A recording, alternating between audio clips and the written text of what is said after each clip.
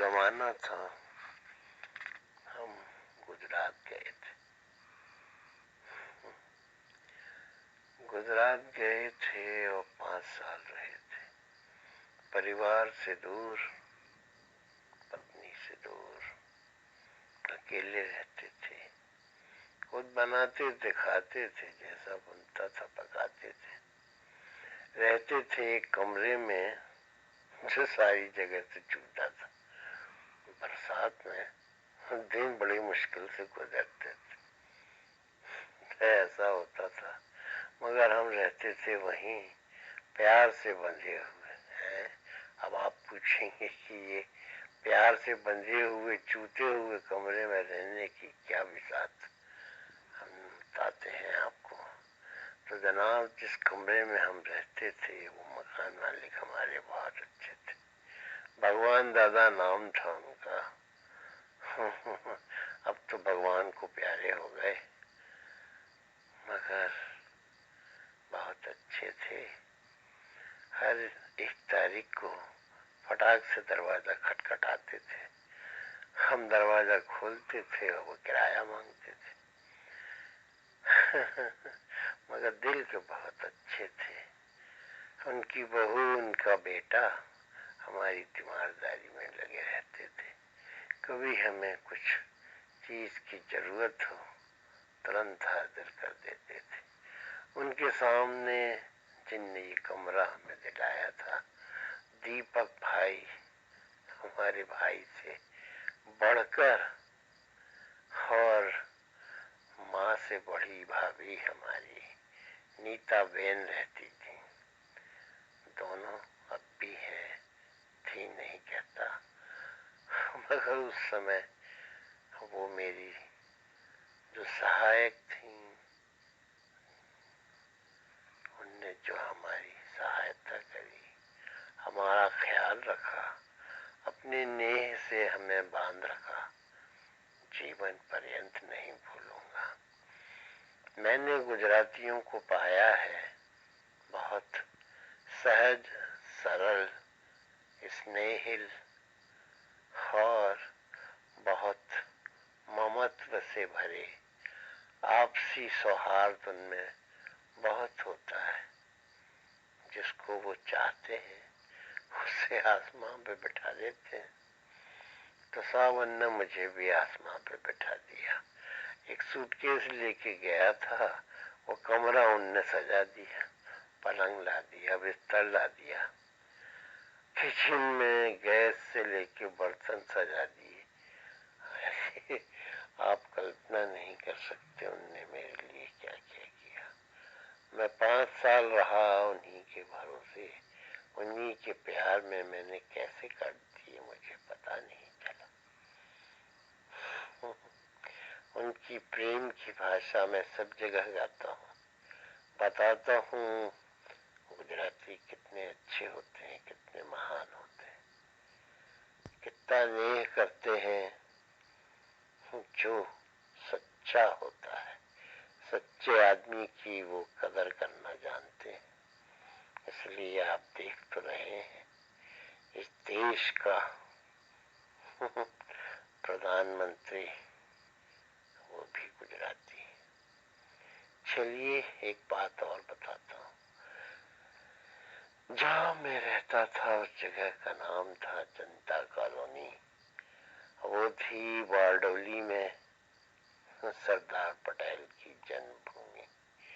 वहां से 25 किलोमीटर दूर एक गांव था कड़ोद, जहां थी मेरी शाखा, और मैं था वहां का शाखा प्रबंधक।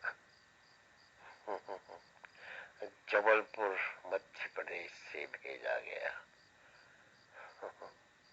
रोज करता था आना जाना। एक थे हमारे देवीकर भैया, हमारे मित्र, हमारे भ्राता, सब कुछ थे। न जाने जन्मों का था उनसे नाता। वो रोज अपनी मोटरसाइकिल लेके आते थे 10 बजे, 9:45 बजे कमरे के नीचे आके सड़क पे खड़े होके हॉर्न बजाते थे। हम तैयार रहते थे। पीछे उनकी मोटरसाइकिल पर रोज लग जाते थे और चले जाते थे। पहले हमारी शाखा पड़ती थी, हमें वहां छोड़ते थे और आगे 10-5 किलोमीटर दूर उनकी थी शाखा। नाम मुझे याद नहीं रहा, क्या था, तरसाड़ा, हाँ तरसाड़ा नाम था उनका ब्रांच का। तो साहब बहुत था उनका सहारा मुझे।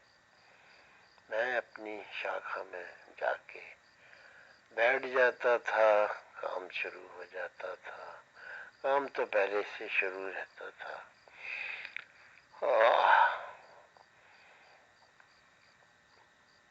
अपने केबिन में मैं सब भाइयों से मिलता था। गुजराती भाई, हाँ छोटी सी शाखा गांव की, लेकिन ज्यादातर काम फॉरेन एक्सचेंज में होता था। आपको विश्वास नहीं होगा, फॉरेन एक्सचेंज का काम था ज्यादा। मैं नया था, मेरे लिए सब काम नया था, सीखता जाता था। और किसानी का काम भी बहुत था, आसपास गन्ने का। गांव के गांव किसान आते थे और मुझे न जाने क्या क्या पाठ पढ़ा के जाते थे। सबकी सुनता रहता था।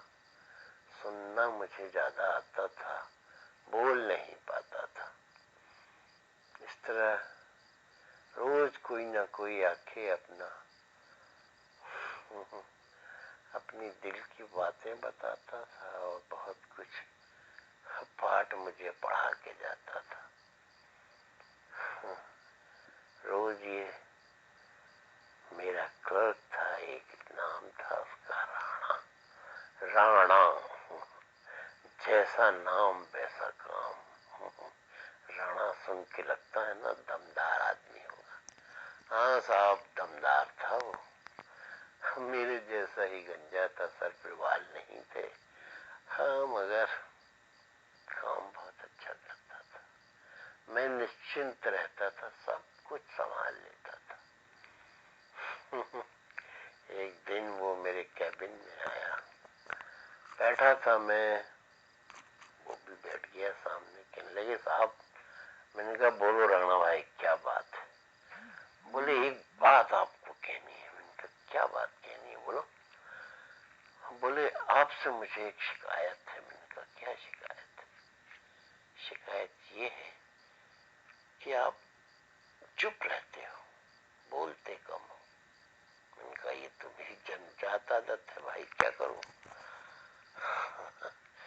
कहने लगे नहीं, आप जो कुछ भी बोलते हो ऐसा लगता है कोई मिमिया रहा है।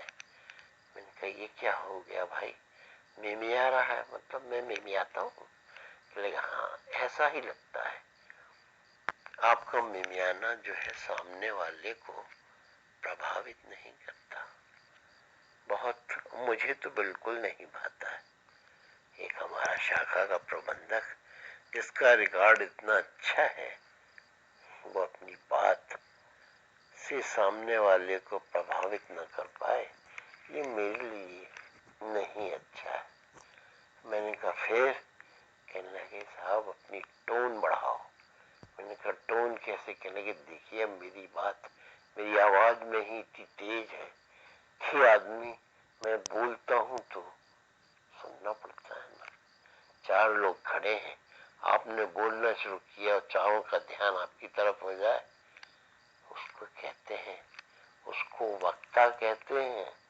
उसको अपनी बात कैसे रखना, कैसे बताना, ये आपको आना चाहिए। आप शाखा प्रबंधक हैं, आगे और ऊंचे जाएंगे। मैंने कहा बात तो आप बिल्कुल सही कह रहे हैं। फिर उसने मुझे कुछ तरीके बताए, आगे कभी आपको बताऊंगा। तो उनकी बातों से मुझे जीवन का एक प्रथम पाठ मिला, अपनी आवाज को किस तरह संचालित करना, मॉड्यूलेट करना जिसे बोलते हैं, वो आने लगा। मैं प्रयास करने लगा धीरे धीरे, और कुछ दिनों बाद राणा जी मुझसे बोले, हाँ सालू छे साहब, बहुत बढ़िया, बहुत बढ़िया, इसी तरह करते रहो, भगवान आपका भला करेगा। आज भी वहां से इतने साल बाद वापस आ गया हूँ, रिटायर भी हो गया हूँ, लेकिन उनकी स्नेह बातें मुझे आज भी याद है। सबको याद करता हूँ और वो सब मुझे याद करते हैं। आज भी उनके फोन आते हैं, दीपक भाई, नीता बेन, सबके फोन आते हैं। भगवान उन सबको सुखी रखे, अच्छी उम्र बख्शे। चलो आज की बात यहीं समाप्त करता हूँ। सुप्रभात दोस्तों, रात का अंतिम पहर खत्म हो रहा है, सुबह का सूरज उदित हो रहा है। आपका दिन अच्छा गुजरे, अच्छी अच्छी बातें आपके मन में आए, अच्छे विचार आए, सब आपके काज सफल हो, पूरे हो। ईश्वर आपकी रक्षा करे, मंगल हो, आपका मंगल हो, सबका मंगल हो। जय श्री राम, जय श्री राम। एक जमाना था, हम गुजरात